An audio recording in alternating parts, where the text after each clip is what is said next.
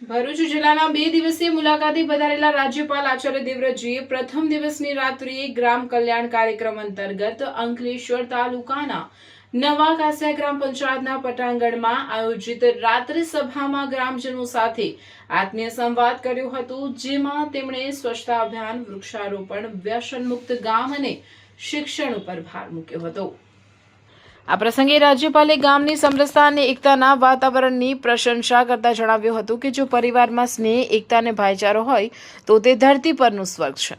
નવા કાસિયા ગામ અન્ય ગામ કરતાં કઈ રીતે આદર્શ ગામ બને તે અંગે જણાવ્યું કે સફાઈ અને પર્યાવરણની રક્ષા કરવામાં ક્યારેય શરમ અનુભવવી જોઈએ નહીં।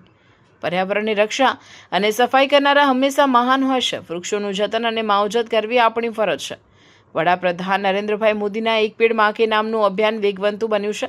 તેઓ જ્યાં પણ જાય છે ત્યાં વૃક્ષોનું જતન કરવા પર વિશેષ ભાર મૂકે છે। ગ્રામજનોએ અઠવાડિયામાં એક દિવસ થોડો સમય કાઢી પોતાની શેરી અને આખા ગામમાં સફાઈ કરવી જોઈએ તથા વૃક્ષોને પાણી પીવડાવવું જોઈએ। આજના દોડધામ ભર્યા જીવનમાં સ્વાસ્થ્યને જાળવી રાખવા રાજ્યપાલે દરેક પરિવારના વડીલોને ખુદ તમાકુ, દારૂ કે ગુટખા જેવા વ્યસનોથી દૂર રહેવા તથા પોતાના બાળકોને દૂર રાખવા સલાહ આપી હતી। તેમણે ઉમેર્યું હતું કે પ્રાકૃતિક ઝેર મુક્ત ખેતી સ્વાસ્થ્ય માટે ફાયદાકારક છે, ત્યારે તેને અપનાવવા તેમજ સ્વસ્થ જીવન જીવવા પ્રાકૃતિક ઉત્પાદનો ખરીદવા અનુરોધ કર્યો હતો। સ્વાસ્થ્યની ગંભીરતા અંગે જણાવતા રાજ્યપાલે ઉમેર્યું કે સ્વાસ્થ્યને સારું રાખવા માટે સાત્વિક આહાર લેવો અનિવાર્ય છે। જંક ફૂડને ગ્રહણ કરવું શરીર માટે હાનિકારક છે।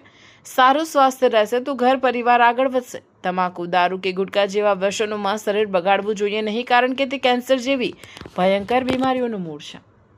આવી જીવલેણ બીમારીથી આર્થિક સ્થિતિ ડામાડોળ થાય છે, પરિવાર દુઃખી થાય છે। આવા વ્યસનથી દૂર રહેવું તથા શુદ્ધ અને સાત્વિક આહાર લેવો ફાયદાકારક છે। રાજ્યપાલે ખાસ કરીને નવી પેઢીના ઘડતર અંગે ચિંતા વ્યક્ત કરતા જણાવ્યું કે જો સંતાનો સંસ્કારી અને વ્યસન મુક્ત હશે તો જ દેશની સંપત્તિ અને સમાજ સુરક્ષિત રહેશે। પોતાના બાળકોને શિક્ષિત બનાવવા અને તેમને પૂરેપૂરો અભ્યાસ કરાવવા પર ભાર મૂક્યો હતો। બાળકને શિક્ષિત અને સંસ્કારી બનાવશો તો તે ધન એકઠું કરી લેશે, પણ જો તે વ્યસની બનશે તો ભેગું કરેલું ધન પણ વેડફી દેશે। એટલે બાળકોને સંસ્કારી બનાવવા રાજ્યપાલે અનુરોધ કર્યો હતો। તેમણે વડીલોની આજ્ઞાનું પાલન કરવા અને વેદોમાં દર્શાવેલા પ્રાચીન સંસ્કારોના માર્ગે ચાલવા જણાવ્યું હતું।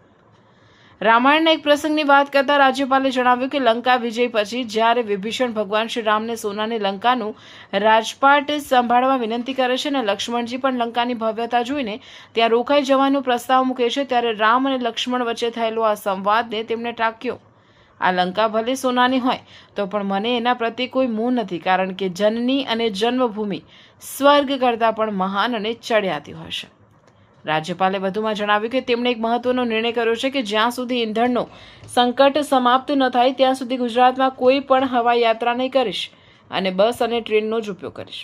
આ ગ્રામસભામાં જિલ્લા વિકાસ અધિકારી અને ઇન્ચાર્જ જિલ્લા કલેક્ટર યોગેશ કાપસે, ખેતીવાડી વિભાગના અધિકારીઓ, વિવિધ વિભાગના અધિકારીઓ, પોલીસ વિભાગના અધિકારીઓ, જિલ્લા આગેવાન, સરપંચ, તલાટી સહિત મોટી સંખ્યામાં ગ્રામજનો ઉપસ્થિત રહ્યા હતા।